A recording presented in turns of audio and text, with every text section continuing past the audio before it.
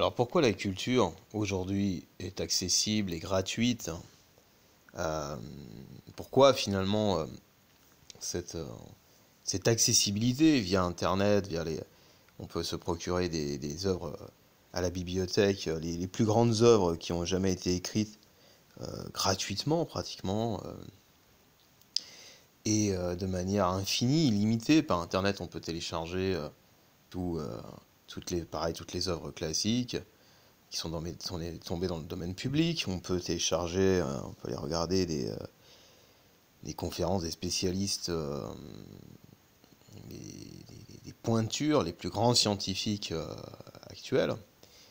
En fait, la culture, entre guillemets, même les œuvres, même la peinture, même tout ça, même si on ne les voit pas en réel, ben, tout le monde y a accès, tout le monde peut au moins aller les voir sur Internet, au moins y accéder dans les livres, dans les bibliothèques. Enfin, encore une fois, et jamais dans l'histoire de l'humanité, la culture n'a été aussi facile d'accès.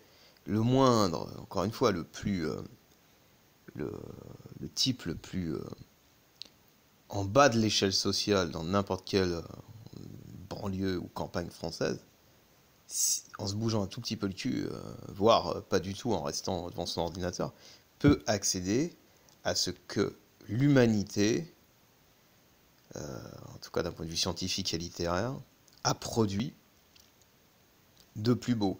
Je mettrai un bémol en ce qui concerne l'architecture, et c'est vrai qu'il faut des moyens financiers pour pouvoir voyager, pour pouvoir se déplacer, pour pouvoir aller dans les musées, dans les églises.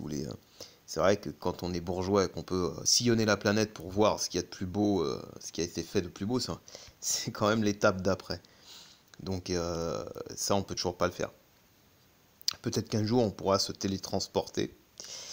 Mais même si c'était le cas, est-ce que la majorité des gens auraient envie de se téléporter dans la chapelle Sixtine?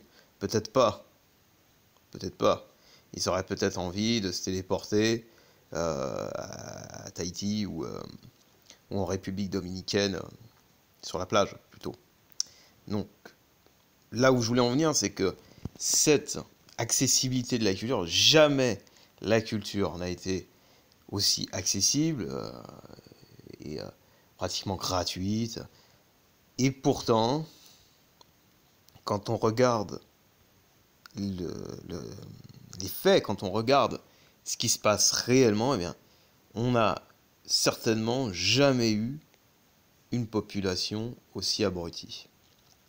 Donc il faut quand même bien se poser la question. À un moment donné, tu es obligé de rester comme ça dans l'expectative devant tout ça en te disant mais comment c'est possible?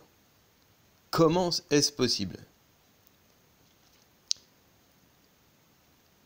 Bien, pour moi, c'est très simple, c'est-à-dire que ce qui est rare est précieux, c'est-à-dire que c'est paradoxal et pourtant c'est la réalité. Plus quelque chose est accessible, plus on s'en fout. C'est quand même incroyable, mais c'est la réalité. On est obligé de le constater, on est obligé d'en conclure ça. C'est-à-dire que voilà, plus quelque chose est accessible, plus quelque chose est facile d'accès, plus on s'en tape. C'est pour cela que paradoxalement, lorsque la culture n'était pas accessible à tout le monde, eh bien, il y avait une partie de la population, en bas de l'échelle sociale, qui rêvait de cette culture-là, qui rêvait de se cultiver, qui rêvait de pouvoir avoir accès à ses œuvres littéraires, ou ses peintures, ou tout le reste, ou à la science. En fait, c'est le paradoxe de notre époque, c'est que comme c'est devenu accessible, ça a perdu de sa valeur. Ça ne vaut plus rien, en fait, pour les gens. Ça ne vaut plus rien parce que tu peux aller lire une œuvre de Molière, de Shakespeare, gratuitement.